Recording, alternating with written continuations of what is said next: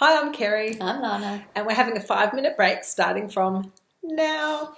So I recently wrote an article for Essential Kids about a woman who posted a thread on Reddit saying that she was very concerned about her unattractive child. And according to the woman, no photos were posted, but her child was so unattractive that several doctors thought that she had some kind of syndrome.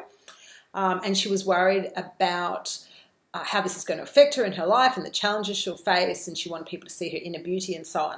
So I wrote a post that I felt was really compassionate for this woman, because I think there are a lot of different adversities we can face in life, and to be fair, being really physically unattractive can be considered an adversity in the kind of society we live in, which is so focused on the physical. But a lot of people started slamming me and slamming the woman and saying, how dare we say that any child is unattractive?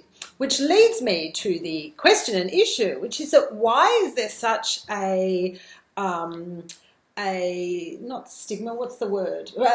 Taboo about saying that certain children aren't attractive. I am not for 1 minute suggesting that we go and laugh at kids in the street and go, ha, ugly child.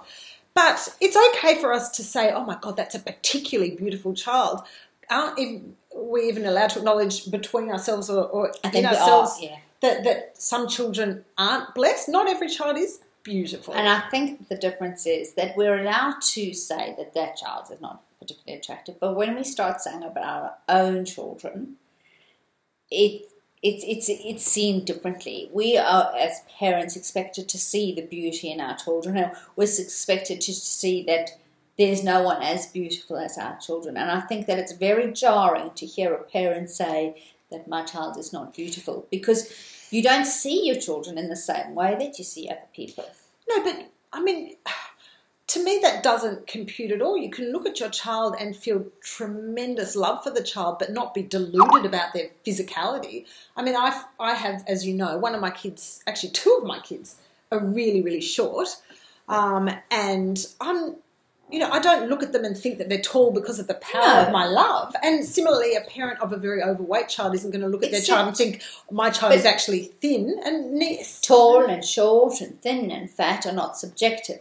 Whereas attractiveness is, I mean, you and I have different versions of attractive. You show me people that you may have met online and you say, or that you met in real life and say, he's very cute, and I look at him and I think, he's not my taste. He's not attractive to me. The same with, outfits that we see in the shop. It's like, you think really his clothes are pretty and I don't. But true, but there are certain, I think, objective indicators of unattractiveness that we would all agree on. For example, I think it's generally known that if you have a really massive nose or really protruding ears like I used to have before surgery. I had a big nose, but I think that you can say... People are going to hate me after this video, aren't they? They really are. But I'm not trying to be... your ears already. But the thing is that you can, as a parent, you can say, my child is beautiful. He has got a very big nose, but he's so beautiful. And I can't imagine...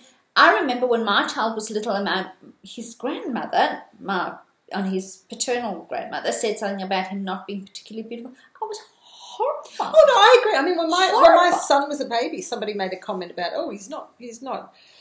he's a funny-looking kid, isn't he? And in hindsight, he really was a funny-looking kid. Hindsight is a great. Yeah, and now he's gorgeous, of course, as are all my children. But seriously, I can look at my kids. No, I have always said one of my kids is exceptionally beautiful, and the other 2 have good days and bad days. And one of them is really cute, but not as conventionally attractive. Like one of them could be, studio. Attractive is? Because there are conventional standards of attractiveness. We can't deny that. You look at Studio Bambini, right? Like kids' fashion. I prefer not to. Well, no, I don't either. But I'm saying, as an example, if you look at Studio Bambini, the kids will look a particular way. One of my children could fit straight into a Studio Bambini catalogue, and the others couldn't. And I still, to me, they're beautiful, but I can see objectively that they may not, be supermodels. Yeah, well, I think that we maybe need to be changed in the way that we define what's beautiful or not, because I don't think that the children in Studio Bambini are particularly beautiful. They don't look like children. They look like little adults, and I think that there's a very different look from, you know, I think that this chord that your piece struck was about how a parent can find their child unattractive, not how a child is actually. I will say before, because I need the last word, No, before I sign the up. last word. I don't think she was saying she found her child unattractive. I think she was saying that she could see by society's standards that the child was unattractive, and I think that's valid. But unfortunately, we're out of time now. Bye, Lana.